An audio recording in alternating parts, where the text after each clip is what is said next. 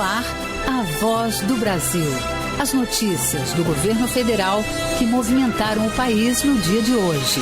Olá, boa noite. Boa noite para você que nos acompanha em todo o país. Terça-feira, 5 de novembro de 2024. Vamos ao destaque do dia: combate ao desmatamento e às queimadas na Amazônia. Governo federal anuncia pacote de 700 milhões de reais em parceria com o Programa das Nações Unidas para o Desenvolvimento. Entre outras coisas, recursos vão estimular pequenos agricultores a trabalharem contra os incêndios e o desmatamento e a reflorestarem áreas degradadas. Luana Karen. Cerca de 25 milhões de reais do programa Floresta Mais Amazônia serão usados para retribuir produtores rurais que mantenham áreas com vegetação nativa.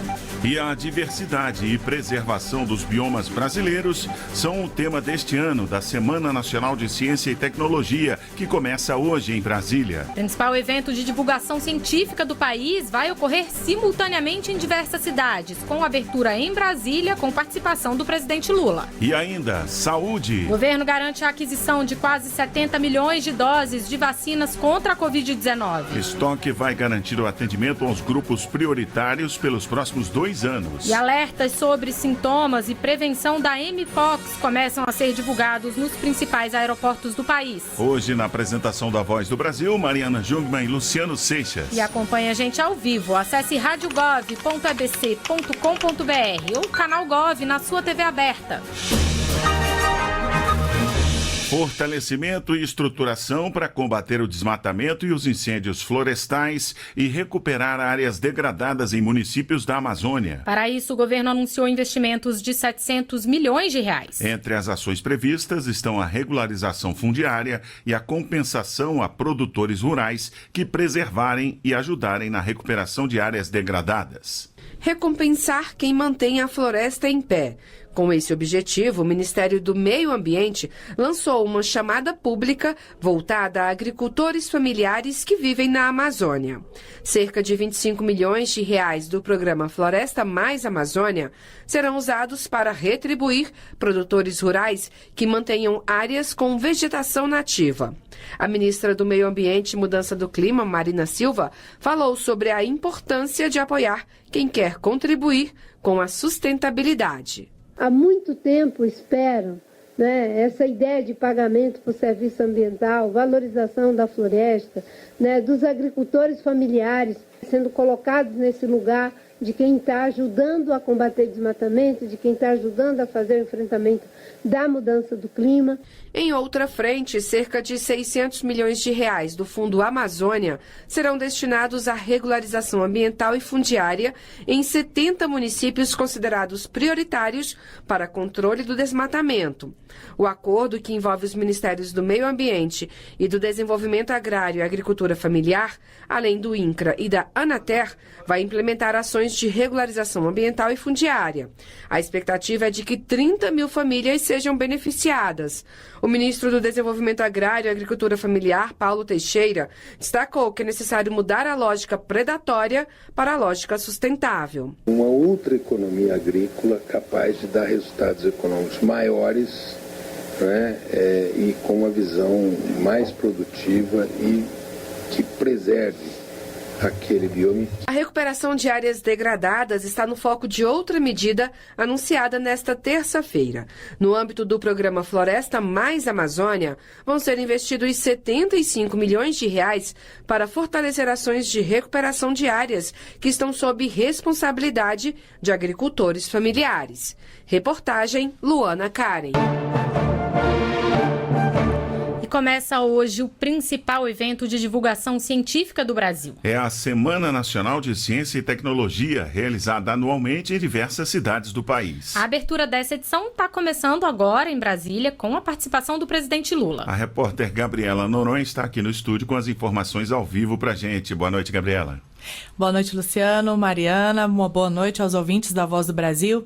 Olha, está começando agora a 21ª Semana Nacional de Ciência e Tecnologia aqui em Brasília e o presidente Lula participa da abertura da cerimônia nesse início de noite. Ele vai conversar com estudantes e expositores do pavilhão, além de visitar estandes e anunciar acordos de cooperação e chamadas públicas. Gabriela, qual que é o tema da edição esse ano?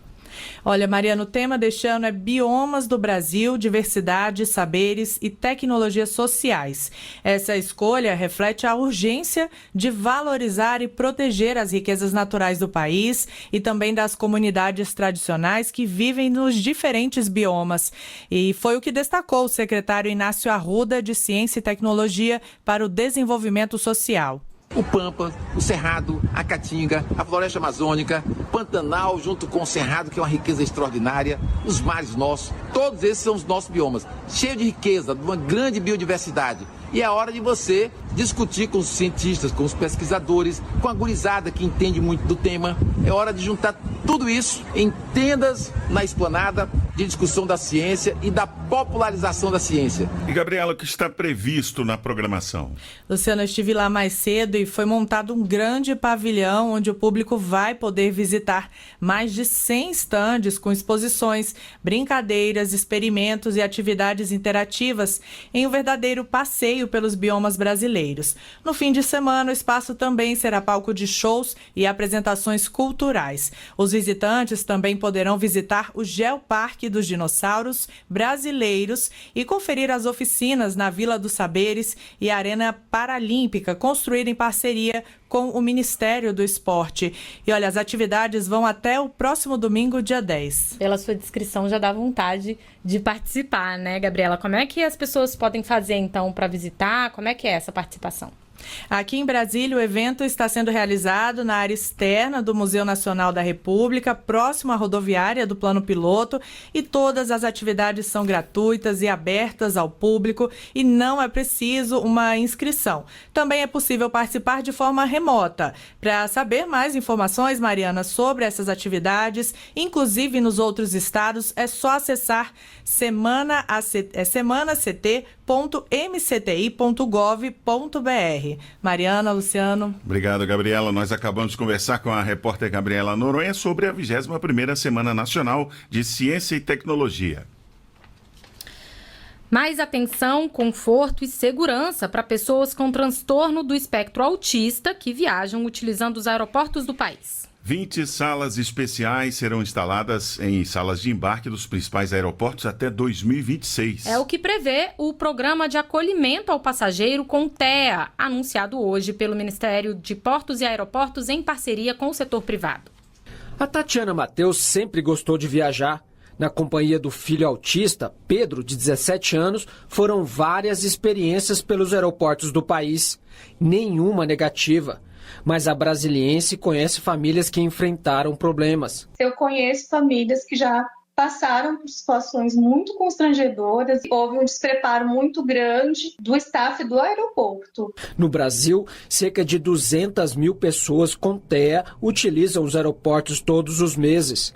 Um desafio para passageiros, famílias e profissionais. Pensando no bem-estar dessas pessoas, os terminais aéreos serão preparados para atender passageiros com autismo. Até 2026, serão 20 salas multissensoriais, como já é feito nos aeroportos de Vitória, no Espírito Santo, Florianópolis, em Santa Catarina, Congonhas, em São Paulo e Santos Dumont, no Rio de Janeiro. O espaço vai oferecer estímulos sensoriais visuais, táteis e auditivos. Uma área tranquila para os passageiros autistas em momentos de crise. Os profissionais do setor também serão capacitados e o governo vai criar uma campanha de conscientização. O ministro de Portos e Aeroportos, Silvio Costa Filho, disse que o programa é uma garantia de cuidar das famílias. Um olhar para o bem-estar social. E acho que hoje a gente está dando um sinal claro ao Brasil da importância das concessionárias, não só para o desenvolvimento econômico, mas, sobretudo, um olhar social para aqueles que precisam de uma atenção. Para a Tatiane, mãe do Pedro, o espaço é mais um passo na conscientização social. Essas pessoas, elas merecem sim ter esse espaço, ter esse olhar que o governo está lançando, né? E que a iniciativa privada também está começando a se abrir, né? Para a inclusão real. O transtorno do espectro do autismo é uma condição relacionada ao desenvolvimento do cérebro que afeta a forma como uma pessoa percebe o mundo e se socializa. O Brasil tem 2 milhões de pessoas com espectro autista. No mundo, são 70 milhões, segundo a Organização Mundial de Saúde. Reportagem Pablo Mundim.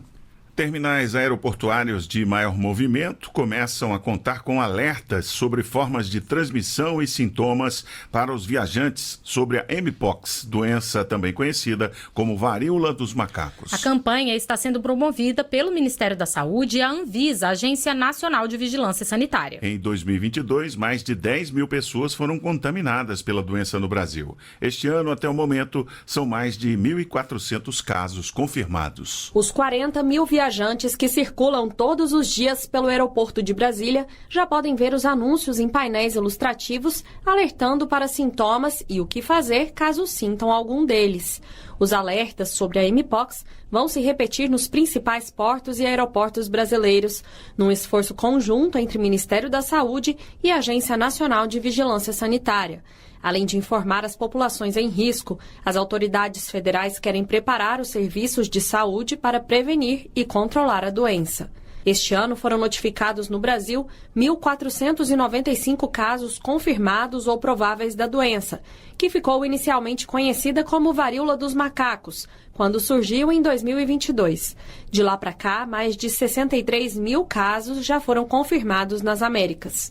Apesar do nome dado no começo, a Mpox é transmitida entre humanos, por meio do contato prolongado com a pessoa infectada, como em relações sexuais, abraços e beijos. Os principais sintomas são febre, dores no corpo, fraqueza, inchaço dos linfonodos, conhecido popularmente como ínguas, e principalmente erupções e crostas na pele. É pelo contato com essas lesões e também com outros fluidos, como saliva e sangue da pessoa contaminada, que a transmissão se dá.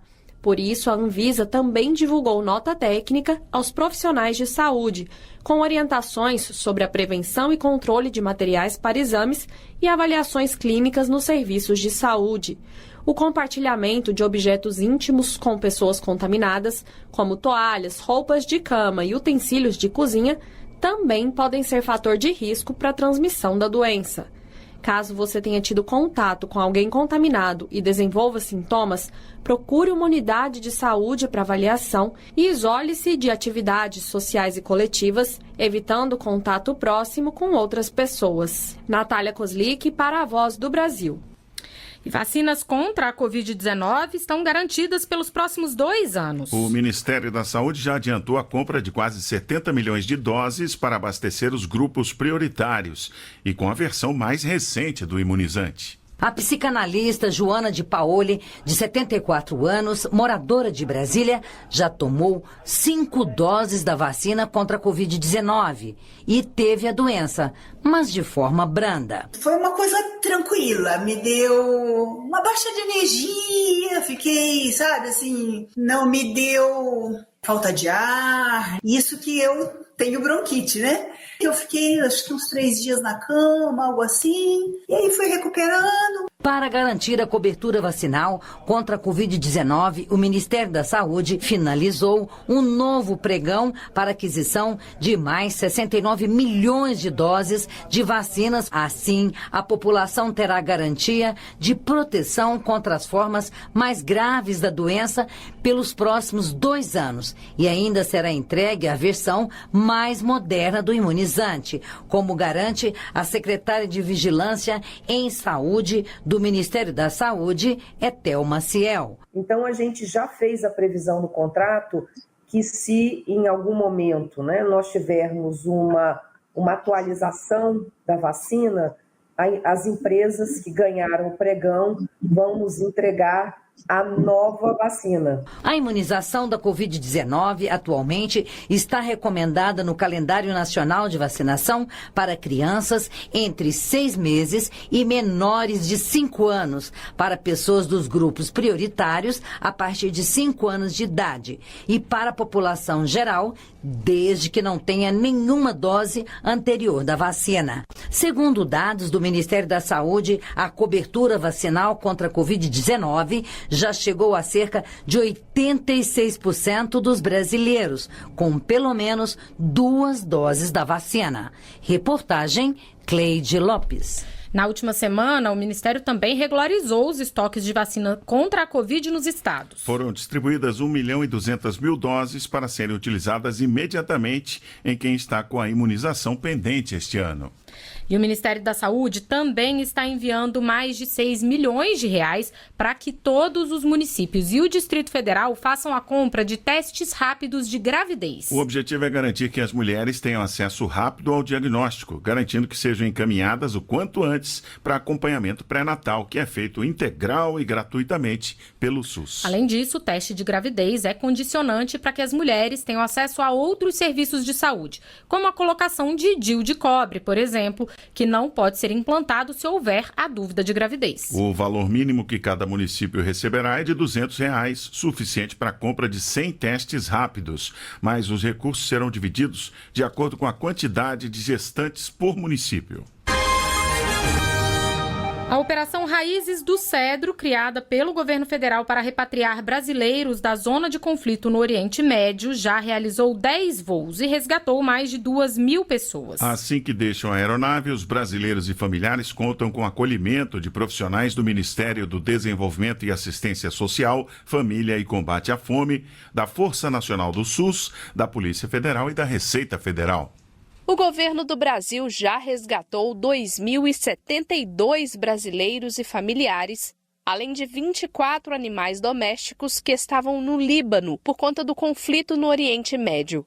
A marca foi alcançada com o 10º voo de repatriação que pousou em Guarulhos, São Paulo, na madrugada desta terça-feira, 5 de novembro. Este voo trouxe 213 passageiros, incluindo 6 crianças de colo e 4 pets. Ao desembarcarem, os passageiros são acolhidos por profissionais do Ministério do Desenvolvimento e Assistência Social, Família e Combate à Fome e da Agência da ONU para Migrações, a OIM. O secretário nacional de Assistência Social, André Quintão, ressalta o trabalho multiministerial da Operação Raízes do Cedro. As equipes do Sistema Único da Assistência Social, do Sistema Único de Saúde, de entidades parceiras como a CNUD, a OIM, nesse acolhimento, nesse primeiro contato, nas primeiras orientações, no levantamento de demandas e também, se necessário, no acolhimento provisório às famílias. As equipes do MDS avaliam se os repatriados têm redes de proteção familiar ou social no Brasil. No caso de famílias em condições de vulnerabilidade, o MDS verifica a possibilidade de elas integrarem programas como o Bolsa Família. 56,6% das pessoas repatriadas foram recebidas por familiares e amigos na base aérea de Guarulhos. Outras 641 se hospedaram no hotel de trânsito que foi disponibilizado pelo MDS em parceria com a OIM. 26 pessoas de 5 famílias foram direcionadas para acolhimentos institucionais do SUAS, em São Paulo, e em Foz do Iguaçu, interior do Paraná. O confronto entre Israel e o grupo Hezbollah já resultou na morte de 3 brasileiros, todos menores de idade. Fátima Abbas, uma bebê de apenas 1 ano de idade, foi a última vítima brasileira registrada. Ela faleceu em Beirute após um ataque israelense no último sábado, dia 2 de novembro. Reportagem Érica Braz. O turismo é fonte de emprego, renda e vem crescendo no país. Vamos falar sobre esse tema essa semana aqui na Voz do Brasil. Hoje vamos conhecer mais sobre uma estratégia para incentivar o turismo interno no Brasil. É o Stopover. Nesse caso, as companhias aéreas oferecem uma conexão de voo que permite a parada por alguns dias a mais antes do passageiro chegar ao destino final. A iniciativa vem sendo estimulada pelo Ministério do Turismo dentro do Brasil para aumentar a movimentação no setor. O nome em inglês indica uma ação que já está bem conhecida entre os brasileiros. É o Stopover, que funciona assim. Ao comprar uma viagem de avião e tiver uma parada antes do seu destino final, você pode passar um tempo maior nessa parada, com 1 ou 2 dias antes de concluir a viagem. Isso traz mais possibilidades para o viajante, para que ele possa conhecer novos destinos. Essa alternativa está disponível de acordo com as regras de cada companhia aérea e é incentivada pelo programa Conheça o Brasil Voando, do Ministério do Turismo, porque acaba movimentando toda a cadeia de turismo nacional, como explica o ministro do Turismo, Celso Sabino. Lançou esse desafio do Stopover, que foi abraçado pelas companhias aéreas. Hoje, diversos aeroportos, inclusive aqui de Brasília, já promove as principais companhias nacionais esse Stopover. Então, se você pegar um voo, por exemplo, de Belém a Porto Alegre, que tenha como escala Brasília, você pode ficar na cidade de Brasília por 2 dias e depois seguir ao seu destino final sem ter que precisar comprar um novo bilhete. Isso tem ajudado muito na movimentação de turistas dentro do nosso país, especialmente nas principais cidades. O Stopover permite que o passageiro passe desde horas até algumas noites nessa paradinha estendida. E o melhor, sem nenhum custo adicional no valor das passagens. Para usar essa opção da melhor maneira, é importante que o passageiro preste atenção na hora de comprar os bilhetes, como explica Luiz Câmara, um dos proprietários de uma agência de turismo de Brasília. Ela tem que estar atenta qual é a conexão que ela vai fazer se aquela cidade interessa para ela, seja nacional, seja internacional. Então, vou dar um exemplo aqui, por exemplo, de Brasília a Madrid. Você vai fazer uma conexão em Lisboa. A pessoa pode escolher ficar em Lisboa pela companhia aérea, que vai dar essa opção de stopover até 2 dias. E depois chegar no seu destino final em Madrid. Então ela tem a possibilidade de conhecer mais uma cidade nesse caminho. É possível fazer nacionalmente? Sim, é possível também fazer no território nacional. Luiz Câmara também alerta que é importante verificar as regras específicas de cada companhia aérea, como a duração máxima da parada permitida e a necessidade de agendar a opção com antecedência. O programa Conheça o Brasil Voando desenvolve ações para que os brasileiros possam conhecer o país e apoiar o setor de turismo brasileiro. Ele traz vários incentivos para os turistas e pode ser acessado pela internet na página do Ministério do Turismo. Reportagem Luciana Colares de Holanda. O Ministério do Turismo tem como meta tornar o Brasil o maior receptor de turistas da América do Sul e alcançar mais de 8 milhões de viajantes estrangeiros por ano. O Brasil foi eleito o melhor país do mundo para o turismo de aventura. A gente vai saber mais sobre isso amanhã. Não perca! Pequenos empresários vão poder contratar empréstimos diretamente pelo celular, sem a necessidade de ir a uma agência. O anúncio foi feito hoje pelo BNDES, o Banco Nacional de Desenvolvimento Econômico e Social. Por meio do novo produto lançado pelo banco, é possível fazer desde a simulação até a contratação do crédito de forma 100% digital. O dinheiro cai na conta da empresa no mesmo dia. De acordo com a diretora de crédito digital para micro e pequenas empresas, Maria Fernanda Coelho, ampliar o acesso ao crédito está entre os objetivos do banco. Pela primeira vez, os nossos clientes vão visualizar diretamente no celular, ou seja, na palma da mão, eles vão ter o acesso ao crédito. Então, vai ser uma operação simples, fácil, rápida, direta. Esse apoio às micro, pequenas e médias empresas, expandir o crédito, democratizar o acesso ao crédito, fazer com que esse crédito seja acessado, nas diversas regiões do país, é uma missão que o presidente Aloysio Mercadante ele nos trouxe. E foi autorizada hoje a contratação de propostas para a construção de mais de 1.400 novas moradias pelo Minha Casa Minha Vida. Com o investimento do novo PAC, a expectativa é de que mais de 17 mil brasileiros conquistem o sonho da casa própria em 77 municípios de 16 estados em todas as regiões do Brasil. Dessas unidades, cerca de 2.900 estão enquadradas na modalidade rural do programa. O objetivo com isso é beneficiar agricultores familiares, trabalhadores rurais e comunidades tradicionais. As moradias são projetadas para atender às necessidades específicas da vida no campo, com características que respeitam o meio ambiente e as condições locais. Essas foram as notícias do governo federal. Uma realização da Secretaria de Comunicação Social da Presidência da República. Com produção da empresa Brasil de Comunicação. Fique agora com as notícias do Poder Judiciário e do Congresso Nacional. Boa noite. Boa noite para você e até amanhã.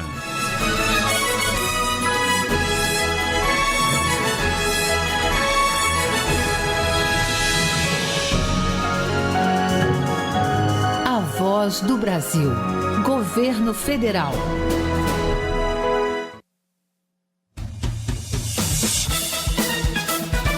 Você vai ouvir agora notícias do Poder Judiciário. O presidente do STF e do CNJ destaca medidas adotadas para a promoção da equidade racial no Judiciário. Supremo realiza audiência pública sobre isenção tributária de agrotóxicos. Cadastro eleitoral é reaberto em todo o país. Boa noite, eu sou Carlos Eduardo Cunha. E eu sou Walter Lima. Supremo Tribunal Federal realiza audiência pública sobre isenção tributária de agrotóxicos. O tema é debatido em ação apresentada pelo PSOL, que questiona convênio do Conselho Nacional de Política Fazendária, que reduz em 60% a base de cálculo do ICMS. Fernanda Porto.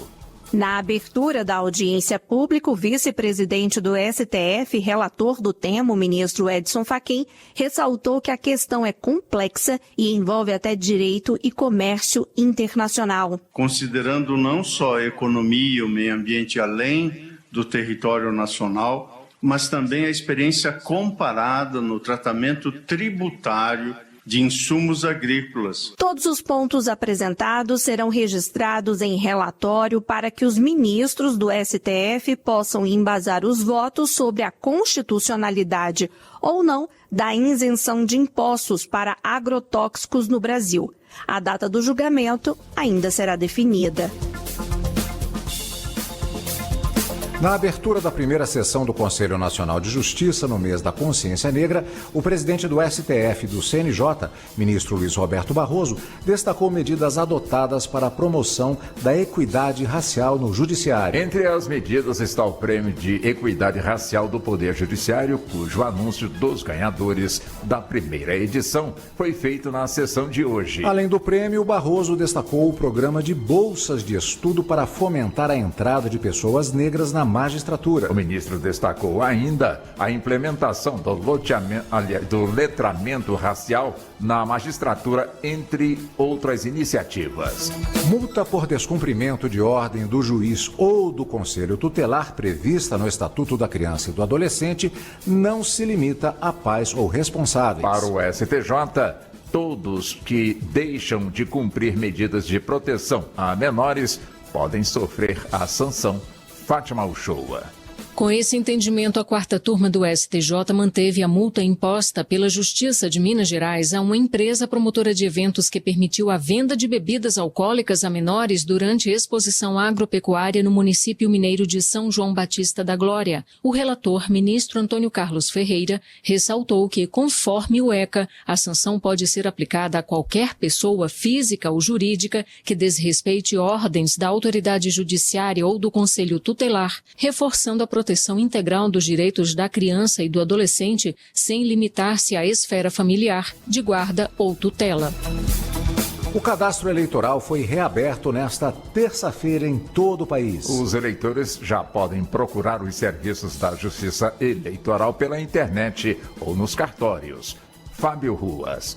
Com a reabertura do cadastro eleitoral, quem teve o título cancelado já pode regularizar. Também dá para pedir certidões, como a de quitação eleitoral. Tudo isso no aplicativo e-Título ou pelo site tse.jus.br. Quem prefere o atendimento presencial ou precisa de algum serviço que só pode ser feito no cartório eleitoral, como a biometria, deve ficar atento aos horários de funcionamento, se informando no TRE do Estado. Terceira turma do TST condena banco por manter empregados reintegrados em sala isolada. A instituição financeira terá que pagar R$500 mil por dano moral coletivo. Larissa de Paula. O caso envolve bancários que foram reintegrados após serem demitidos em razão de doença ocupacional. Ao retornarem ao Santander, eles ficaram isolados e não receberam atribuições. A defesa do banco disse que precisavam de tempo para realocar os empregados. Mas a terceira turma do Tribunal Superior do Trabalho condenou a instituição financeira por entender que o isolamento é abuso de poder e a reparação atende os princípios da razoabilidade e da proporcionalidade.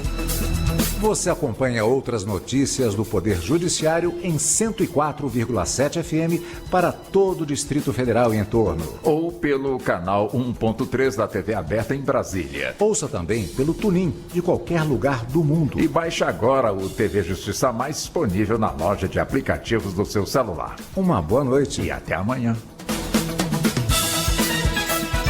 Notícias do Poder Judiciário, uma produção da Rádio Justiça, Supremo Tribunal Federal.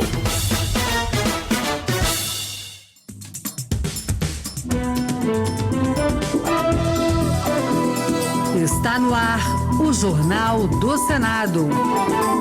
Eu sou Paula Groba. E eu sou Vladimir Espinosa. E estes são os destaques de hoje do Jornal do Senado, que começa agora. Pacheco confirma a votação da reforma tributária para o início de dezembro. Participação das mulheres marca a abertura da cúpula do P20 no Congresso Nacional. E comissão aprova a Política Nacional de Segurança Escolar.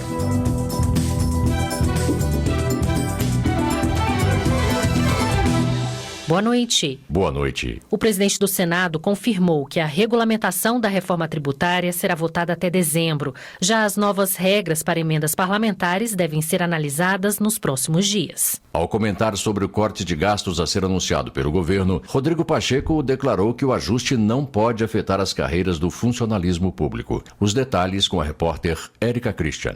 Ao reafirmar a votação até dezembro da regulamentação da reforma tributária, o presidente do Senado, Rodrigo Pacheco, previu para os próximos dias a aprovação das novas regras para a liberação das emendas parlamentares, com transparência quanto ao nome do parlamentar, o valor e como foi gasto, e com equidade entre as bancadas. Ele ressaltou, no entanto, a necessidade da regulamentação, já que o dinheiro das emendas banca obras e projetos nos estados e municípios. É muito importante rodar o orçamento, né? Nós temos realmente a garantia de que municípios, estados, entidades filantrópicas possam ter os recursos do orçamento, seja o orçamento original, seja o orçamento através das emendas parlamentares. Isso é de interesse do Brasil. Ao afirmar que aguarda as propostas do governo de corte de gastos públicos e que é favorável ao fim dos supersalários, Rodrigo Pacheco alertou que o funcionalismo público não pode ser prejudicado. Por isso que eu defendo a conciliação entre o fim dos supersalários, mas nós temos que cuidar da carreira de auditores fiscais, de delegados de Polícia Federal, de delegados de Polícia Civil, das polícias militares, enfim, uma série de carreiras que precisam ter estruturação, e o corte de gastos não pode significar que essas carreiras sejam aviltadas. Sobre o mérito da proposta de regulamentação da reforma tributária, o presidente do Senado, Rodrigo Pacheco, afirmou que o projeto abrirá caminho para uma nova era de prosperidade e expectativas positivas. Pacheco disse que colocar obstáculos à conclusão da reforma representa um retrocesso para o país e salientou que o Congresso continuará atento ao tema, mesmo após a aprovação da medida. Longe de ser absolutamente perfeita, longe até eventualmente ser a ideal, mas é a possível nesse momento para colocar fim ao manicômio tributário do Brasil. Lembrando que teremos sempre o Congresso Nacional vigilante, atento a eventuais modificações que precisem ser feitas a partir da aprovação dessa regulamentação. Já o senador Oriovisto Guimarães, do Podemos do Paraná, afirmou que o texto em análise no Senado, da forma como está, representa um tiro no pé em termos de política, já que o país estará em plena transição entre o sistema antigo e o novo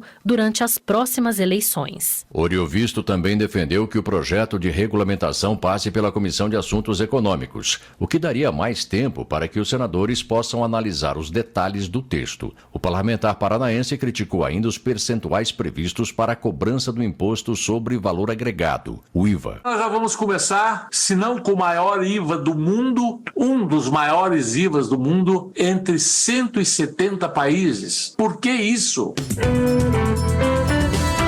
Começam amanhã os primeiros encontros da 10ª cúpula do P20, o grupo que reúne os presidentes dos parlamentos dos países com as maiores economias do mundo. Nesta quarta-feira serão apresentadas e debatidas as 17 recomendações formuladas por deputados e senadores das 20 maiores economias globais. Chamado de Carta de Alagoas, o documento aborda temas como o aumento da participação feminina nas decisões políticas e a promoção da igualdade econômica e produtiva. A reportagem é de Marcela Cunha. Os parlamentos das 20 maiores economias do mundo se comprometeram a obedecer às recomendações da Carta de Alagoas. O documento foi aprovado em julho por deputadas e senadoras dos países membros após a primeira reunião de mulheres parlamentares do P20 e tem 3 eixos principais: o aumento da participação das mulheres nas decisões políticas, o combate à crise climática e a promoção da igualdade de gênero e a autonomia econômica das mulheres. Os países também se comprometeram a iniciar todas as sessões anuais do P20 pela reunião de mulheres parlamentares, como acontece no Brasil nesta quarta-feira.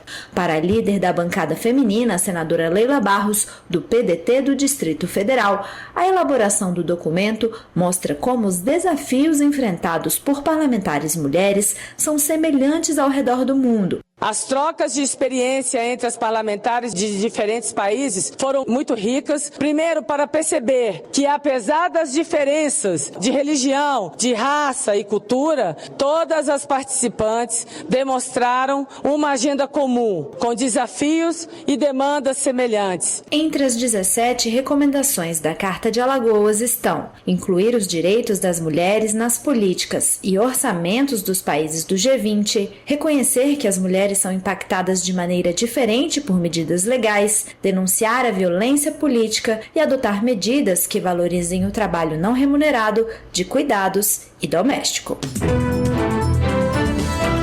A Comissão de Constituição e Justiça aprovou a criação da Política Nacional de Segurança Escolar. A nova legislação trará normas gerais para orientar e coordenar a atuação de órgãos e entidades responsáveis pela execução das diretrizes nas escolas. Repórter Bruno Lourenço. O projeto de lei traz princípios a serem seguidos pelo poder público para desenhar uma política nacional de segurança escolar, entre eles o desenvolvimento de programas específicos voltados para professores e funcionários das instituições de ensino na área de segurança, acompanhamento de experiências e modelos do exterior, planejamento e execução simulada de reação a situações de emergência e a realização periódica de diagnósticos da segurança nas imediações das escolas. O autor, senador Alan Rick, do União do Acre, diz que já é hora de o país ter uma política na área de segurança pública de proteção ao ambiente escolar. Nos últimos 10 anos,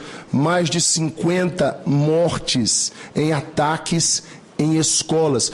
Aquele caso de Janaúba, lá em Minas Gerais, a professora Elei, que teve o corpo queimado e depois faleceu. 8 crianças foram queimadas vivas, criancinhas de 2 a 4 anos. E aquela professora sacrificou sua própria vida, professora Elei Abreu, que tinha perdido um filhinho que morreu afogado, senador Magno Malta. E aquelas crianças da creche que ela cuidava a ajudaram a superar a perda do seu filhinho. O projeto ainda sugere a criação de canal de denúncia, instalação de alarme, sistema de vigilância por câmeras e botão de pânico nas escolas. Se sancionada, a futura lei vai levar o nome de Elei de Abril. A professora foi morta ao impedir em 2017 que um vigia fizesse mais vítimas durante um ataque incendiário à creche Gente Inocente na cidade de Janaúba, norte de Minas Gerais. Elei teve 90% do corpo queimado e foi uma das 13 vítimas fatais do assassino. Pelo menos 25 crianças teriam sido salvas com o ato de bravura da professora.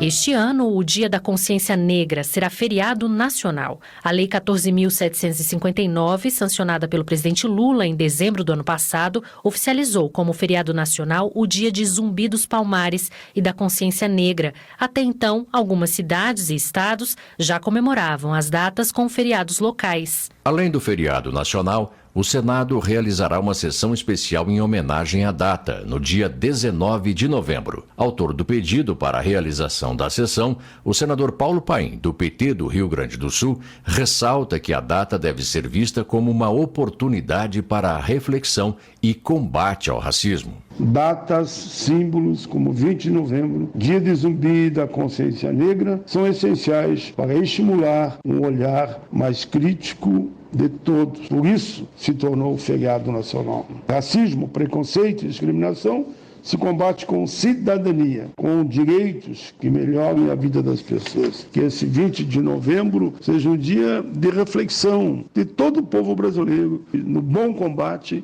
a todo tipo de preconceito.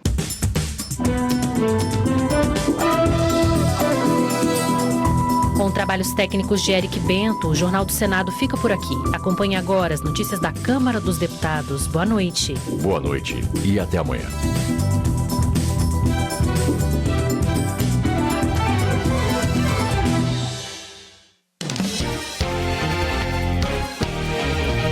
Jornal Câmara dos Deputados.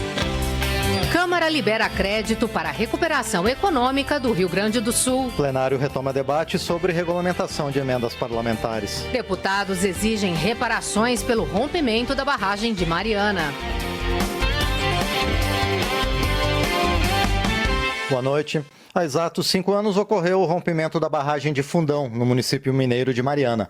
Rogério Correia, do PT, classifica o evento como uma tragédia criminosa, já que as investigações indicaram negligência na manutenção e no monitoramento da barragem. Rogério Correia critica a falta de punição às empresas envolvidas, principalmente em relação ao baixo valor das indenizações às vítimas. Em contrapartida, o parlamentar destaca o recente acordo de repactuação promovido pelo governo federal, que destina 170 bilhões de reais para mitigar os danos. Helder Salomão, do PT do Espírito Santo, registra os 9 anos do rompimento da barragem de Mariana e lembra que o evento contaminou o Rio Doce e afetou a saúde, a biodiversidade e o meio ambiente de Minas Gerais e Espírito Santo.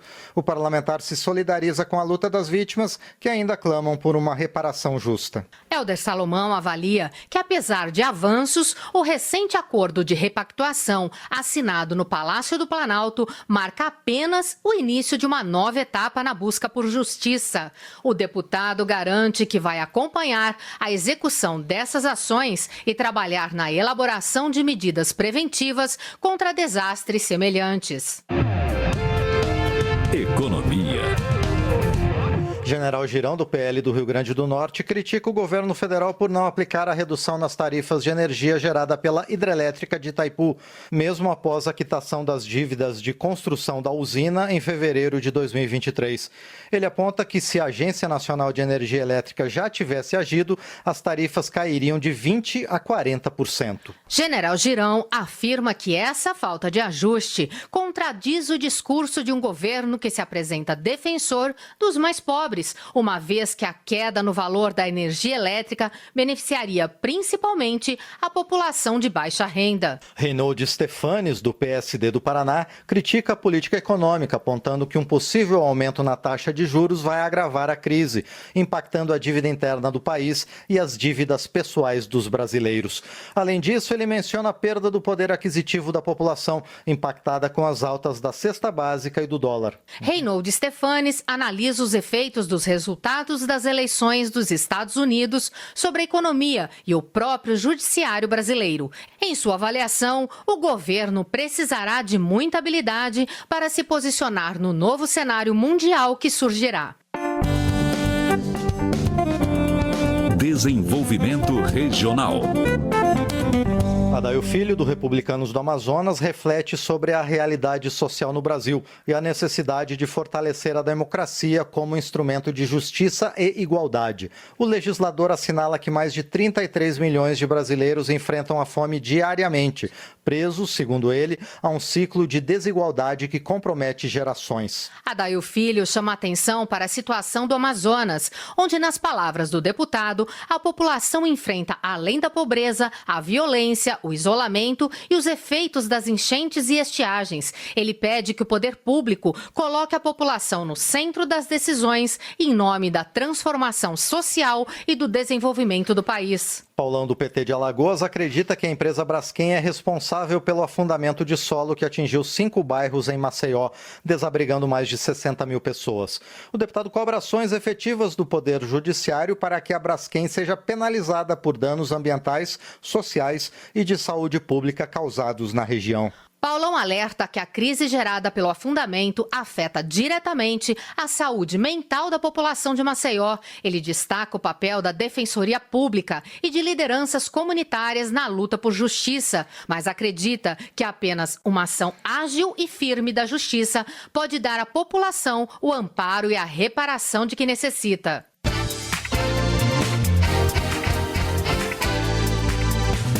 A Câmara aprova 2 medidas provisórias com créditos de 260 milhões de reais no orçamento deste ano para ajuda ao Rio Grande do Sul. O repórter Antônio Vital acompanhou as votações. A Câmara dos Deputados aprovou 2 medidas provisórias que abrem crédito extraordinário no orçamento desse ano para ajudar órgãos públicos e produtores rurais do Rio Grande do Sul, que ainda sofrem com os efeitos das enchentes de maio. Os créditos somam 260 milhões de reais. Desde as cheias que atingiram quase todos os municípios gaúchos, o governo editou 27 medidas provisórias, com medidas emergenciais e recursos não previstos no orçamento de 2024. Uma das medidas provisórias prevê 230 milhões de reais para a contratação de seguro rural pelos produtores gaúchos. Esse seguro diz respeito à safra 2024-2025. A mesma medida prevê 14 milhões de reais para a Embrapa no estado. Foi aprovada ainda a MP, que prevê 27 milhões de reais para reparo de danos ocorridos nas sedes regionais da Justiça do Trabalho e do Ministério Público no Rio Grande do Sul. A oposição cobrou mais agilidade na liberação de recursos para a recuperação do estado.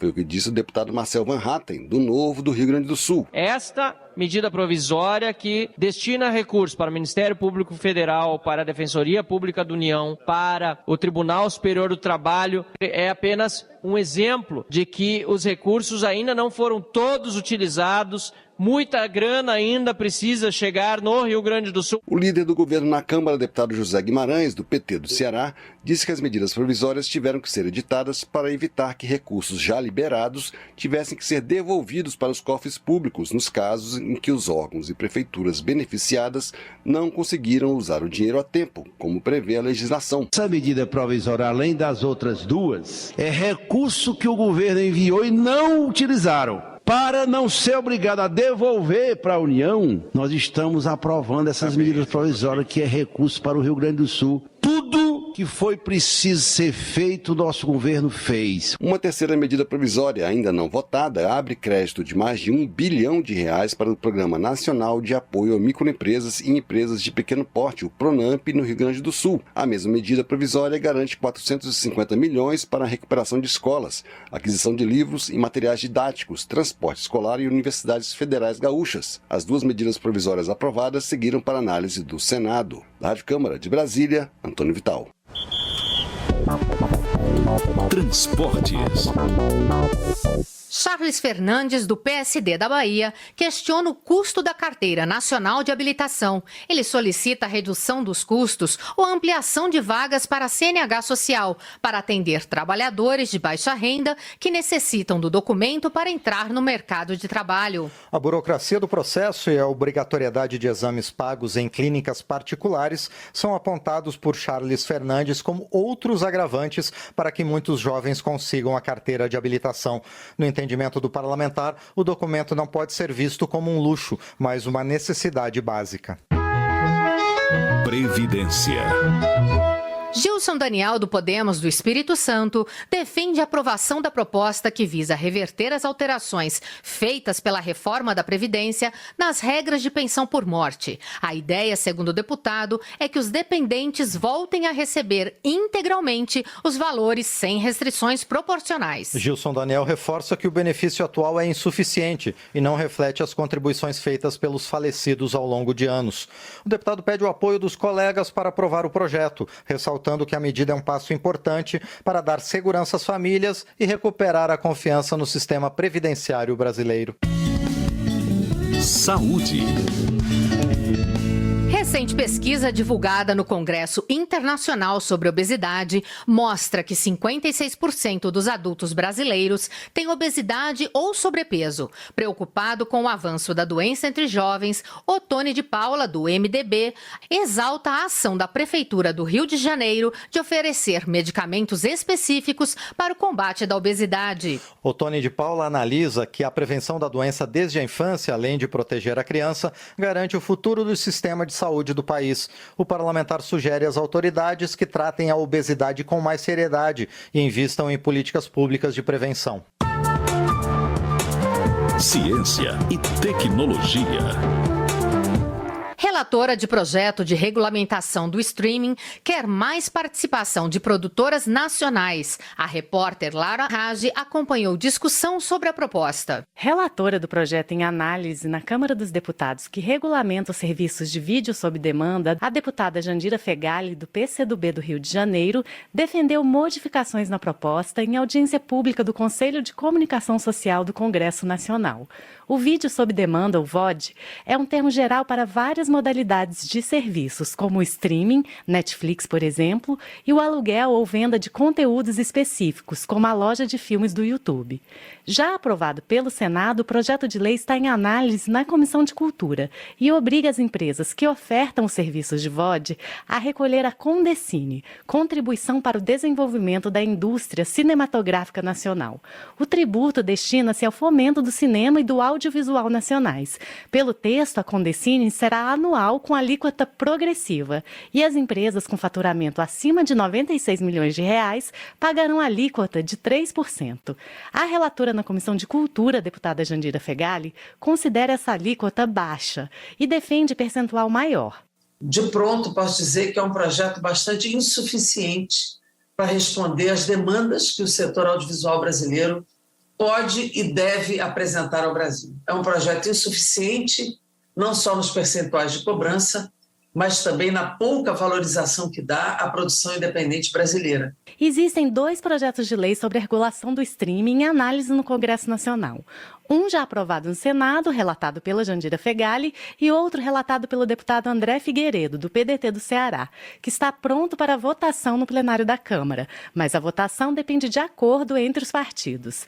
A deputada considera o texto desse projeto mais avançado do que o que veio do Senado. Este projeto também determina que as plataformas de vídeo sob demanda contribuam para a Condecine, com base no faturamento, com a alíquota máxima de 6% sobre a receita bruta, e estabelece ainda percentual mínimo de 10% de conteúdo nacional para os serviços. Da Rádio Câmara de Brasília, Lara Rage. Eleições. Yandra Moura, do União de Sergipe, agradece à população de Aracaju pelo apoio nas eleições municipais deste ano. A deputada menciona que, embora não tenha sido eleita prefeita, recebeu mais que o triplo dos votos comparados à sua eleição para a Câmara em 2022. Yandra Moura reconhece a dedicação da equipe de campanha e dos aliados, incluindo lideranças comunitárias e de deputados estaduais. A deputada conclui expressando gratidão aos moradores de Aracaju e reforçando seu compromisso com ações que tragam desenvolvimento à capital sergipana. Política. Maurício Marcon, do Podemos do Rio Grande do Sul, avalia que nenhum assunto é tão urgente quanto anistiar os presos de 8 de janeiro. Em seu entendimento, o Supremo Tribunal Federal tem mantido mulheres presas injustamente, enquanto decisões monocráticas anularam condenações de políticos acusados de corrupção. Maurício Marcon acusa representantes da esquerda de hipocrisia por defenderem direitos humanos para criminosos, enquanto ignoram o sofrimento das famílias dos manifestantes presos pelos atos de 8 de janeiro. Esporte. Após episódios de violência em jogos de futebol, Lincoln Portela, do PL de Minas Gerais, propõe a criação de uma CPI para investigar a atuação das torcidas organizadas. O deputado acredita que a impunidade e a frequência dos casos indicam interesses obscuros na perpetuação da violência e do tráfico de drogas dentro das torcidas. Lincoln Portela considera que a omissão do legislativo sobre o tema agrava o clima de insegurança nos estádios e coloca vidas em risco. A CPI, segundo o deputado é essencial para desmantelar as estruturas que alimentam a violência e outras atividades ilícitas nas torcidas organizadas. Segurança Pública. General Pazuello, do PL do Rio de Janeiro, celebra a aprovação da urgência de projeto que obriga juiz em audiência de custódia a decretar prisão preventiva para casos de crimes hediondos cometidos por facções criminosas ou por pessoas reincidentes. Ele acredita que a impunidade gerada pela reincidência é um dos principais problemas do país. General Pazuello afirma que a segurança pública deve ser tratada como o tema mais urgente da década. Ele ressalta que atualmente 12 projetos de leis elaborados com a ajuda de grupos de estudo sobre criminalidade tramitam nas comissões da Câmara, buscando tornar mais eficazes as normas de policiamento e de execução penal. A Câmara aprova projeto que torna crime filmar ou fotografar partes íntimas das mulheres sem consentimento. O repórter Antônio Vital acompanhou a votação. O plenário da Câmara aprovou o projeto que torna crime fotografar ou filmar mulheres sem consentimento por baixo da saia ou por alguma fenda no vestido ou roupa. Hoje, o Código Penal já considera crime a divulgação e registro não autorizado de ato sexual. Essa previsão foi aprovada há 10 anos com a lei conhecida como Carolina Dickmann, uma referência à atriz que teve fotos íntimas roubadas e divulgadas depois de invasão de seu computador pessoal. O projeto original, apresentado pelo deputado José Guimarães, do PT do Ceará, previa apenas que os telefones celulares e câmeras fotográficas teriam que ser equipados com um mecanismo para produzir ruído quando as câmeras fossem acionadas, uma maneira de alertar as vítimas da gravação. O texto foi alterado na Comissão de Indústria, Comércio e Serviço pelo relator, deputado Vitor Lippe. Ele considerou que o barulho da câmara, ao ser acionada, impediria também a identificação do assediador e optou por tornar a prática crime. No plenário, o projeto teve parecer favorável da relatora, a deputada Silvier Alves, do União de Goiás. De acordo com o texto, a pena prevista para o crime de filmar partes íntimas de mulheres sem autorização será de 6 meses a 1 ano de detenção, além de multa, a mesma pena do crime de divulgar cena de sexo sem consentimento. Silvier Alves disse que transformar esse tipo de atitude em crime é uma garantia para meninas e mulheres. Ali na questão, do shopping, tem a escada rolante, escadas normais, escolas. Então a gente vivia à mercê de não ter um crime tipificado para poder nos proteger. E agora eu acredito que muda a vida de muitas meninas e mulheres que se tornarão mais confiantes e saberão exatamente aonde estarão pisando. O projeto também obriga que celulares e aparelhos de comunicação tenham um mecanismo para acionar em caso de emergência o Ligue 180, central telefônica que recebe denúncias de violência contra a mulher. O projeto foi aprovado de maneira simbólica, sem votos contrários. Para a deputada Soraya Santos, do PL do Rio de Janeiro, o mecanismo para acionar a polícia é um uso benéfico da tecnologia. Você tem recursos, como do celular, que você vai embaixo da saia de uma mulher no ônibus ou em qualquer situação, tem inteligência artificial. Ora, a tecnologia tem que servir para a efetividade e eficácia da proteção das pessoas, para aprimoramento do serviço público. O projeto que torna crime fotografar ou filmar mulheres sem consentimento por baixo da saia ou por alguma fenda no vestido ou roupa seguiu para análise do Senado. Da Rádio Câmara de Brasília, Antônio Vital. Votação. O plenário da Câmara está reunido e os deputados podem votar o projeto que regulamenta a apresentação e a execução de emendas parlamentares à Lei Orçamentária Anual. Também estão na pauta o Marco Legal dos Seguros, projeto que prevê novas regras para os contratos de seguro no Brasil.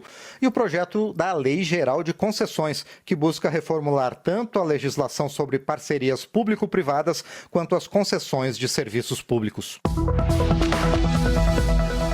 Alice Portugal, do PCdoB da Bahia, defende a aprovação de projeto que regulamenta a apresentação e a execução de emendas parlamentares à Lei Orçamentária Anual, permitindo, entre outros pontos, a destinação de emendas de bancada para universidades federais, institutos federais, cultura e ciência e tecnologia. A deputada afirma que a medida vai contribuir com as finanças das instituições federais, especialmente diante dos cortes orçamentários em relação ao ano passado, que, segundo Alice Portugal, tem comprometido a continuidade das pesquisas nas universidades. Ela avalia que as emendas são essenciais para o desenvolvimento dessas áreas estratégicas. Luiz Lima, do PL do Rio de Janeiro, critica o projeto que regulamenta a aplicação das emendas parlamentares. Segundo ele, a matéria compromete a autonomia da Câmara sobre o orçamento, limitando a capacidade dos deputados de atender às necessidades específicas de seus estados e municípios. Luiz Lima também condena o sistema de distribuição das emendas de bancada, que destinam o mesmo valor a estados com densidades demográficas distintas, como São Paulo e Roraima. Ele considera a distribuição desproporcional e solicita mais debate sobre o projeto em tramitação. Pastor Henrique Vieira, do PSOL do Rio de Janeiro, alerta para o aumento no valor global das emendas parlamentares em menos de uma década, subindo para 49 bilhões de reais em 2024. Em seu entendimento, apesar dos benefícios, o crescimento compromete a governabilidade e limita os investimentos e custeios do governo. Pastor Henrique Vieira adverte ainda sobre a ausência de transparência e de controle sobre as emendas de comissão, possibilitando desvios de valores que poderiam ser investidos em educação, saúde e assistência social. Para ele, os 50 bilhões de reais alocados pelo parlamento promovem uma política de chantagem e enfraquecem a democracia. Termina aqui o jornal Câmara dos Deputados, com trabalhos técnicos de Rafael Santos e apresentação de Fernanda Mastelari e Márcio Aquiles Sardi. A Voz do Brasil volta amanhã. Uma boa noite para você. Você ouviu A Voz do Brasil. Boa noite.